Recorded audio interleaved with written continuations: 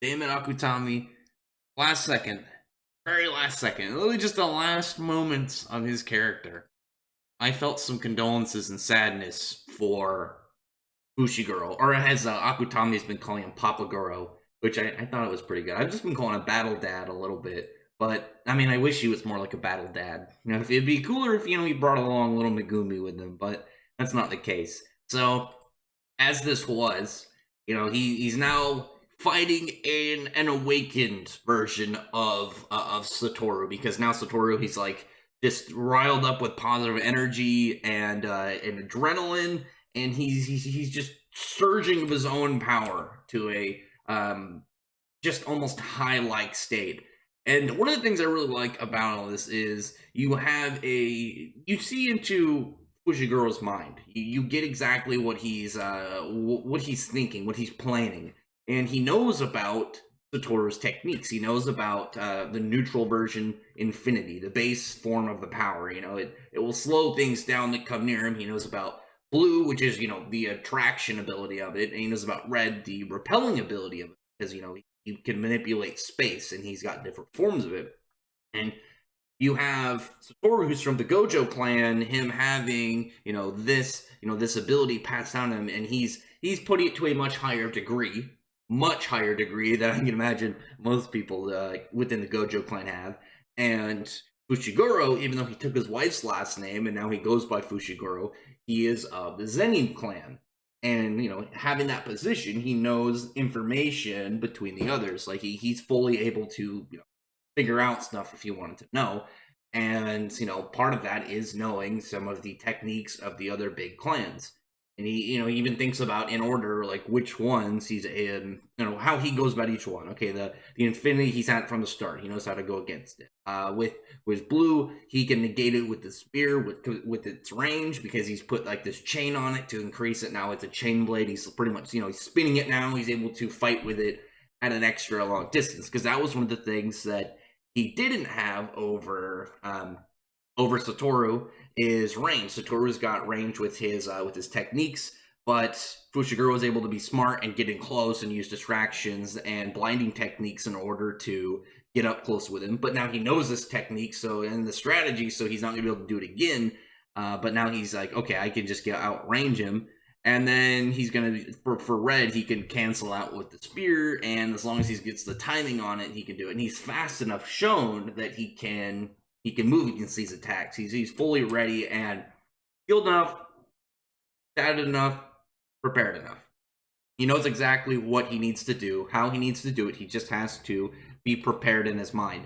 And even when all this, it's this panel, this that says unease, and you just see Satoru floating around. He's not like in a battle stance. He's not in a like I'm ready to attack, poised up, strategic. He's just embracing the flow of energy around him. And it's not like, oh, I've powered up. He's running off of just positive energy from the reversal technique and adrenaline. So he's just in this high state. He's absolutely just feeling that high position. He's literally high because he's flying. And I think it's that unease that really messes up Fushiguro's mindset. And now he's just like, no, none of this is going to stop me. And he's reassured himself. He's sure of his strategy. He's got his chain blade ready, and he just spinning around, getting everything all set up. Meanwhile, Satoru is just like, he's apologizing to Riko. He's sad that, she died and everything. They failed her. But he says, like, I'm not even really angry on your behalf. And I think that's going to be the big kind of like difference between him and Geto in this. Is Satoru is going to be, he's upset over it, and he's going to be like, damn, we failed her, it's unfortunate, but he's not going to take it too deep and personal, because even though they bonded a little bit, it's not the same as like when we see him later where he takes people, and when they're in his crew, he takes them much more closer, like we saw with both Yuta in Volume 0 and Yuji in the main series. And I'm wondering if this is going to be what ends up leading towards him having that mindset. But with Geto looks like he took it a lot more personally. He probably had a little bit more of an attachment to Riko, and he was fully ready of going against Jujutsu High in order for her to be happy.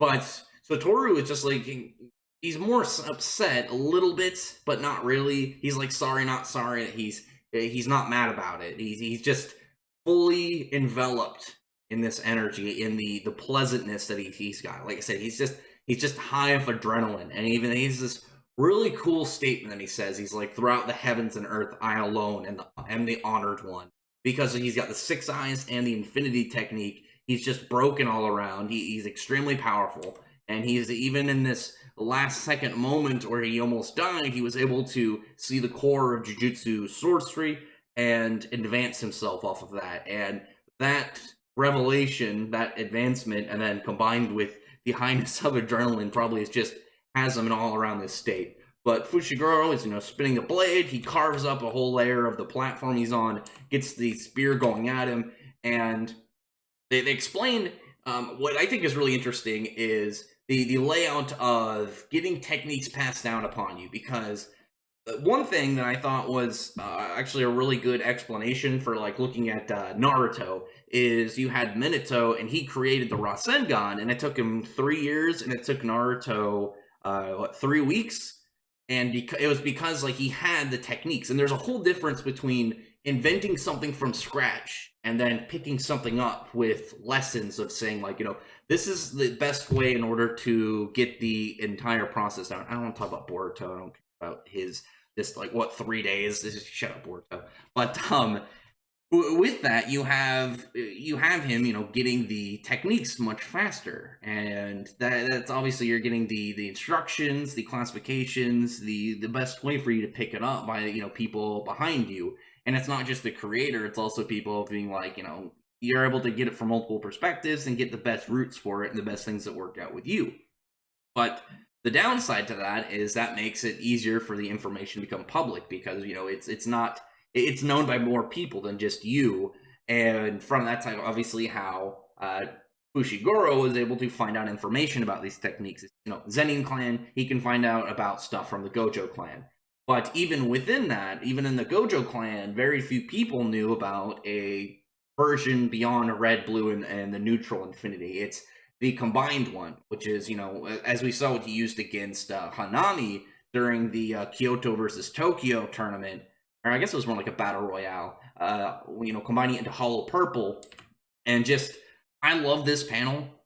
I love this panel very heavily from the fact that it's laid out. You have where the speech bubble is in the area that, got Fushiguro. It's not just like a really, really weird, like intensive one. You have this close-up of Satoru's face, and then just in the back, the damage to, and freak out of Fushiguro. It's the fact, I love that you get that panel layout, and then you see it's exactly where the damage was done. You see the chain split, and you see it hit him, right above the wrist, and around the abs, the shoulder, and then the explanation from Fushiguro, which I really liked, is he says like, he didn't want to work for free, and it was because of his knowledge of the situation, who he was within the Zenin clan, obviously having no Jujutsu sorcerer of his own. He didn't have any powers. He was a physical powerhouse, weapons master.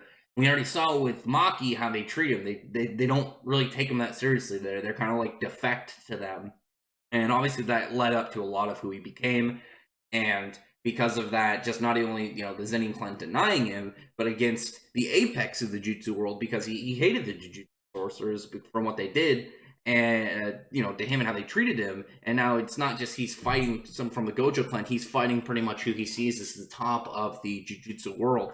So he really wanted to take him out in that aspect.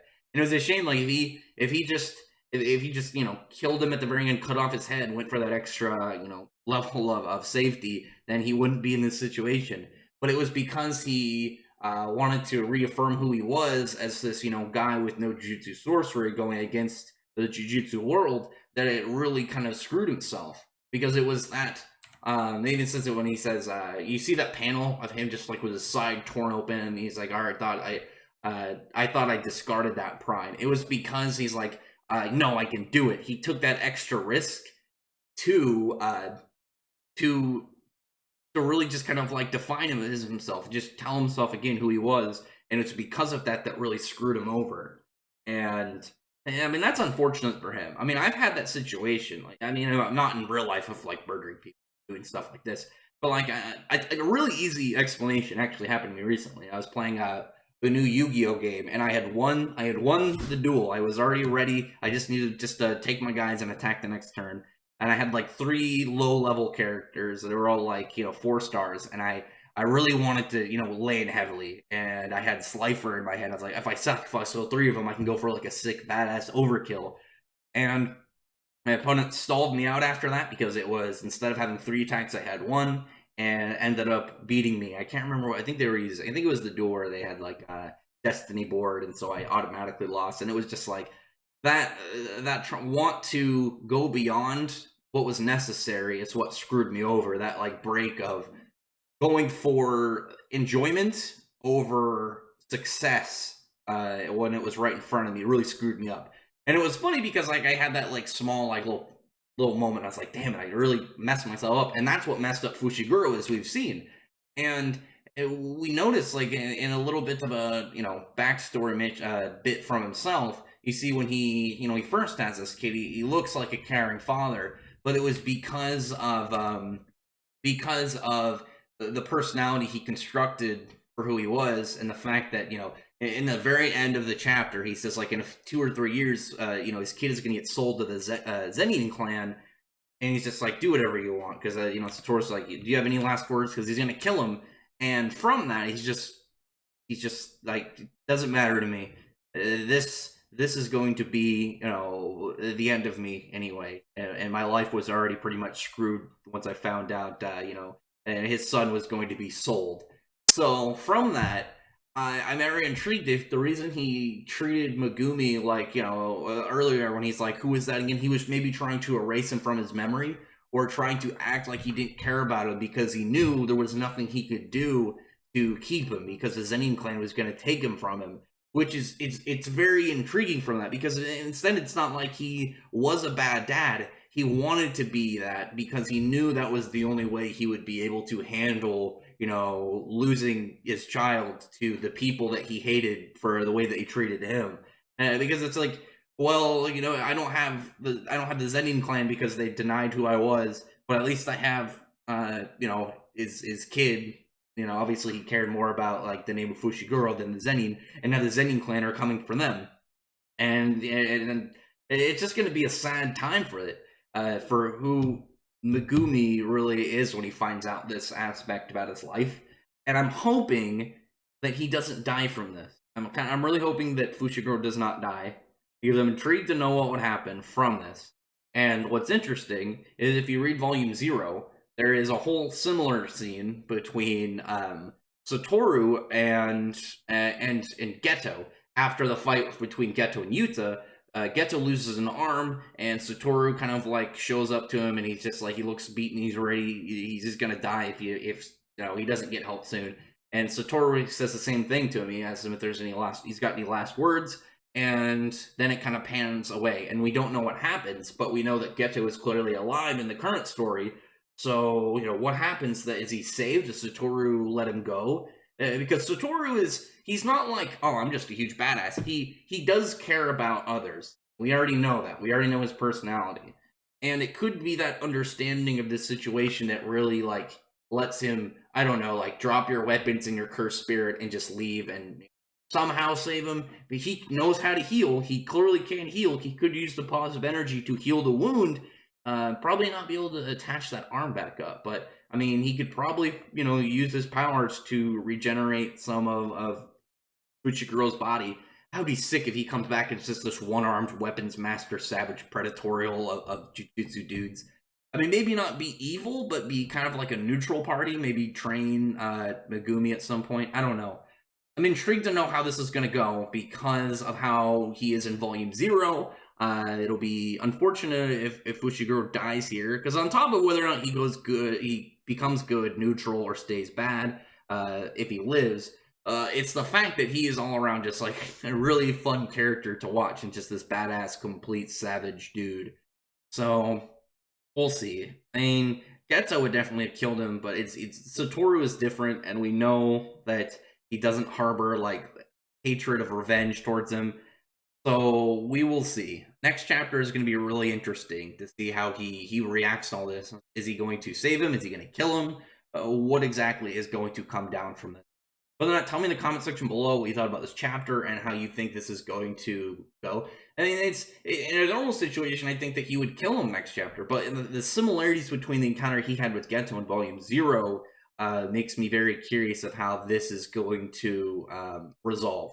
Other than that, I really appreciate if you thumbs up the video, press the like button, and the subscribe button, and check out my other videos. From that, I appreciate everyone who's already subscribed, and thank you all for listening. Bye.